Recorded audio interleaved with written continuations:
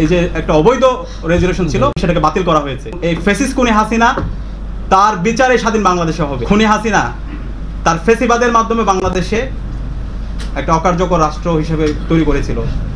গুম খুন আয়নাগর থেকে শুরু করে শিক্ষার্থীদের উপর নির্যাতন নিপীড়ন এমন কোনো ঘটনা নাই সে করে নাই। এবং সর্বশেষ 24 জুলাই বিপ্লবে আজ আমাদের 2000 ভাই বোনকে শহীদ করেছে, 40,000 আমাদের ভাই বোনকে গাজী করেছে।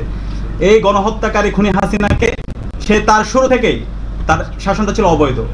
সেই খুনি হাসিনাকে 2019 সালের ডাকসুতে তাকে হচ্ছে আজীবন সদস্য হিসেবে একটা প্রস্তাবনা তখন দিয়েছিল।